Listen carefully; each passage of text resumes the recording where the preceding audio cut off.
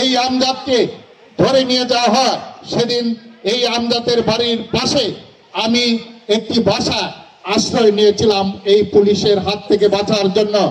রাত্রের বেলা আমরা দেখেছি এই নিরপরাধ আমজাদকে ধরে নিয়ে গিয়ে আমার ইউনিয়ন কালিয়ারা গাবরাগাতি ইউনিয়নের আমি একটি আবাসন প্রকল্প করেছিলাম। এই আবাসন প্রকল্পে তাকে গুলি করে হত্যা করা হয়েছে। আমরা আপনাদের কাছে প্রশ্ন রাখতে চাই, আজও আমজাদের মা তার সন্তানকে আলিঙ্গন করতে পারে না। এই আমজাদের ভাইয়েরা, আমজাদের বোনেরা হাই হাই করে আমজাদের জন্য, কিন্তু কি অপরাধ ছিল এই আমজাদের আমাদের জানা নেই। তার অপরাধ ছিল সে শহীদ জিয়ার রাজনীতি করে, তার অপরাধ ছিল সে বেগম খালেদা জিয়ার রাজনীতির আদর্শে উদ্বুদ্ধ, সে বাংলাদেশ জাতীয়তাবাদী দলের রাজনীতির সাথে সম্পৃক্ত ছিল, সে একটি সুষ্ঠু সুন্দর বাংলাদেশ দেখার জন্য সে আন্দোলন সংগ্রাম করেছে। এই তার অপরাধ, এই জন্য তাকে ঘর থেকে জোর করে ধরে নিয়ে তাকে গুলি করে হত্যা করা হয়েছে।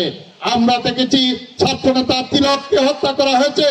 আমরা দেখেছি ইলিয়াস আলীর মতো একজন নেতা, সাবেক ছাত্রনেতা এবং সাবেক এমপি, তাকে ধরে নিয়ে গিয়ে তাকে হত্যা করা হয়েছে। তার লাশটি পর্যন্ত এখন পর্যন্ত ফেরত দেওয়া হয়নি। সাহেবের বাসা আমরা যখন মিটিং করছি, আমরা সেই সময়ে দেখেছি সেই জায়গায় আমরা নিরাপদ ছিলাম না। বৃষ্টির মতো ককটেল নিক্ষেপ করা হয়েছে, আমাদেরকে এই বাসায় অবরুদ্ধ করা রাখা হয়েছে।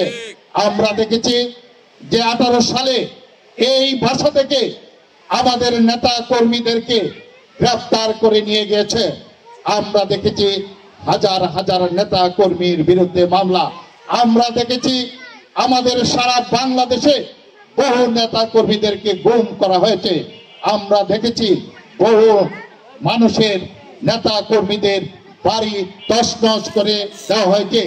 আমি যে জায়গায় দাঁড়িয়ে বক্তৃতা দেখছি, আমার থেকে খুব বেশি দূরে নয়, কয়েক গজ দূরেই আমাদের বাংলাদেশ জাতীয়তাবাদী দল নেত্রকোনা জেলা শাখার সাবেক সাধারণ সম্পাদক, আমাদের রাজনৈতিক অভিভাবক এবং সাবেক ভিপি আবু তাহের তালুকদারের বাসা এমন ভাবে তছনছ করা হয়েছিল।